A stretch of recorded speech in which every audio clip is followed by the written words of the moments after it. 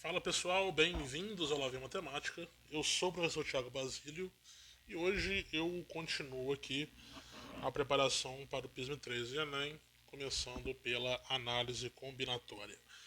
Nas duas aulas anteriores, eu trabalhei aí com a galera, quem está assistindo, acompanhando, o princípio fundamental da contagem e na aula 2 eu fiz algumas questões do Enem. Hoje chegou a vez de resolver algumas questões do PISM. Então, se por um acaso você está caindo aqui no vídeo agora, eu te aconselho a de repente assistir as aulas anteriores. Tem a playlist aí no canal, acesse e assista, né, para poder ficar por dentro do que a gente está fazendo aqui. Bom, sem mais delongas, vou trocar a tela aqui e a gente vai começar a resolver a questão. Então vamos resolver aí a questão 7.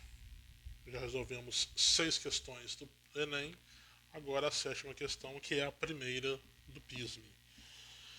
O que diz essa questão 7? Deixa eu selecionar meu marca-texto. Um marceneiro construiu um cubo de madeira e pintou uma seta vermelha em uma de suas faces.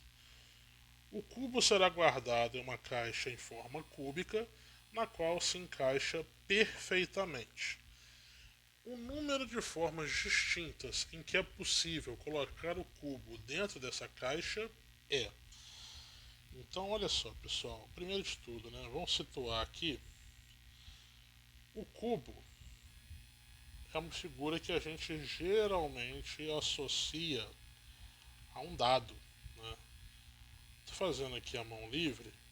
Não vai ficar então aquela maravilha, mas dá para vocês entenderem como que é a figura, Então você tem ali um cubo de madeira que vai ser guardado numa caixa cúbica.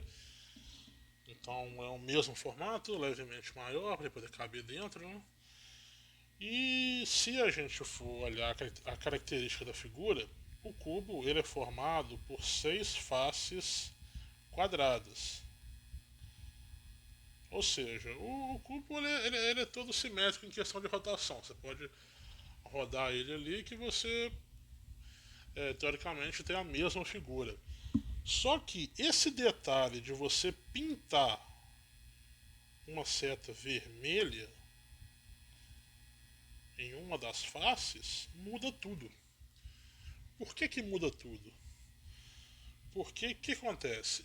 O fato de ter uma face diferente já cria, primeiramente, 6 posições diferentes para aquele cubo, se a gente considerar onde que vai estar colocada essa face com seta.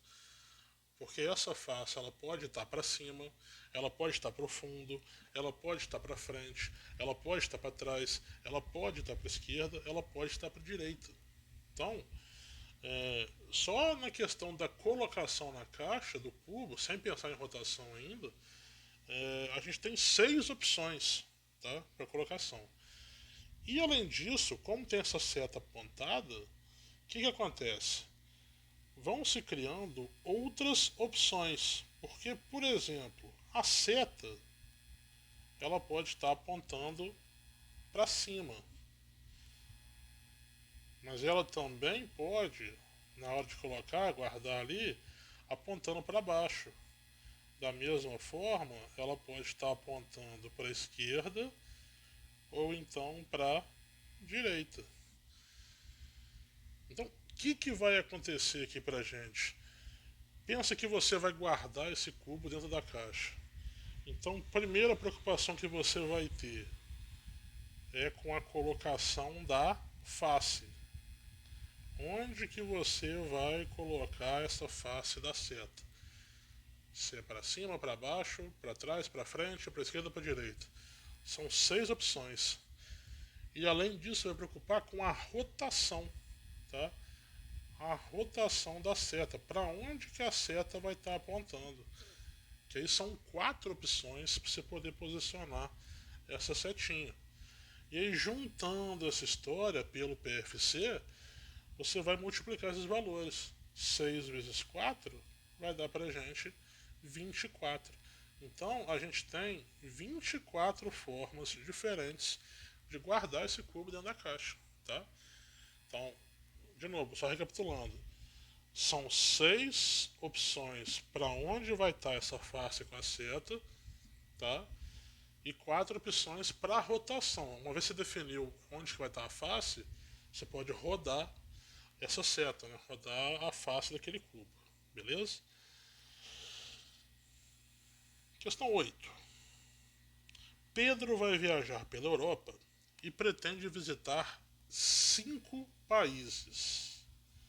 Quais são eles? França, Portugal, Espanha, Itália e Grécia.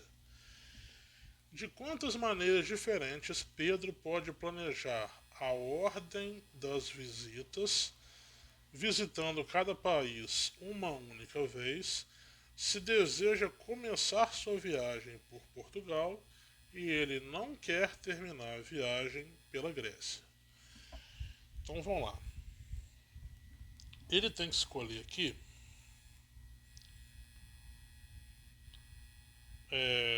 você vai se colocar no lugar do Pedro agora. Então você vai definir para onde você quer ir. Eu sei que eu quero começar viajando por Portugal. Portugal. Então, o meu primeiro país já está definido, certo? Então, o meu primeiro país já está definido, uma opção. Eu não quero terminar pela Grécia. Então, a Grécia vai ter que ocupar um desses 3 países na nossa ordem, o segundo, o terceiro ou o quarto. Então, são 3 opções para a colocação da Grécia. Eu vou deixar de fora ali. Para a gente continuar aqui, vamos escolher um. Vamos supor que ele foi para a Grécia como quarto país. Então eu vou definir aqui o 1 porque eu estou escolhendo o quarto país. Faltam agora 3 países para 3 posições. Então o segundo país eu tenho 3 opções. Não pode ser Portugal nem Grécia. O segundo país, o terceiro país no caso aqui, são 2 opções e o último vai ter uma opção. Usando o PFC, multiplicando tudo isso, inclusive aquele 3 de fora. Lembrando, esse 3 era o posicionamento da Grécia. Isso é uma escolha, é uma decisão. Então, se é decisão, também entra na multiplicação. Multiplicando tudo isso, nós vamos chegar em 18. Então, eu tenho 18 maneiras de montar o meu roteiro de viagem. Beleza? Agora a última questão, é uma aula bem pocket. Quantos são os números de 7 algarismos distintos, divisíveis por 5, começando com um número ímpar, e tal que 2 algarismos adjacentes não tenham a mesma paridade? Isto é, não sejam simultaneamente pares ou simultaneamente ímpares. Então vamos lá. Vamos com calma nessa questão. Tem muita informação. Eu tenho que formar um número com 7 algarismos distintos. Então vou marcar aqui.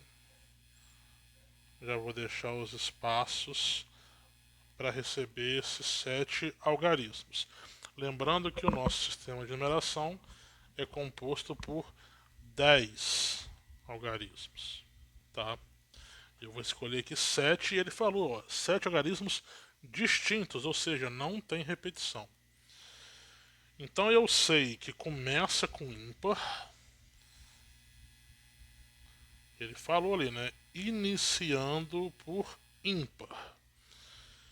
E ele fala que 2 algarismos vizinhos não têm a mesma paridade, ou seja, eu não posso ter 2 ímpares seguidos, nem 2 pares seguidos. Então, pô, já matei aqui, ó. Porque se o primeiro é ímpar, o segundo tem que ser par. E aí o terceiro tem que ser ímpar, o quarto tem que ser par, o quinto tem que ser ímpar, o sexto tem que ser par e o sétimo tem que ser ímpar. Beleza? E aí faltou só uma informação, o número tem que ser divisível por 5. Para ser divisível por 5, ele tem que terminar em 0 ou 5. Como ele tem que terminar no ímpar, na nossa condição aqui, ele automaticamente vai terminar com o algarismo 5. Uma opção. Beleza? Vamos lá então. Já atendemos tudo, né? 7 algarismos.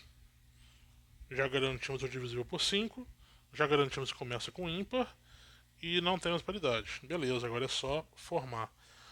Vamos começar posicionando os ímpares, tá? Eu já posicionei o 5 aqui na última posição. Lembrando, né? Se você não viu a aula, as outras, esse 1 que eu coloco ali em cima não é o número que eu escolhi. É o número de possibilidades que eu tinha para preencher aquela posição. No caso ali, eu fui obrigado, pela condição do problema, a terminar o número com algarismo 5.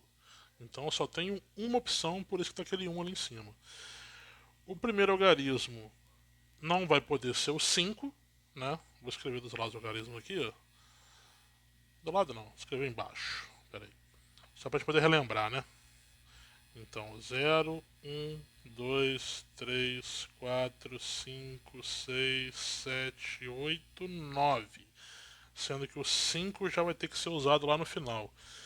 Então, ímpares eu tenho 1, 3, 7 e 9. Então eu vou ter 4 opções para o primeiro algarismo, 3 opções para o terceiro, certo? Que não pode ser os dois já usados, e 2 opções para o quinto.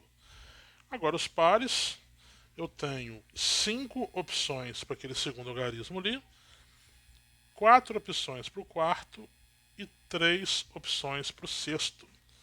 E aí, pelo PFC, é só a gente multiplicar tudo isso. Então a gente vai ter 4 vezes 5 é 20, 20 vezes 3 é 60, 60 vezes 4 é 240, 240 vezes 2 é 480 e 480 vezes 3 é 1440. E essa vai ser a solução encontrada para essa questão. Beleza? Ficou confuso? Pausa, volta, vê a explicação. Se ainda assim tiver dúvida, caixinha de comentários está aí embaixo. Pode perguntar que eu respondo, te ajudo, tá? Mas tá aí a solução, tá? Eu acho que eu fiz a conta certa. Sempre espero ter feito a conta certa, né? E pessoal, por hoje é isso. Deixa eu trocar a nossa telinha aqui. Na nossa próxima aula falaremos sobre a permutação simples, que aí sim é o primeiro método de contagem que a gente vai ver e que faz uso do princípio fundamental da contagem, certo? Então agradeço por quem assistiu até aqui. Se você gostou, deixe seu gostei, compartilhe com os amigos, pode ser que alguém esteja precisando dessa aula. Inscreva-se no canal se não for inscrito. Eu aguardo vocês na próxima. Valeu!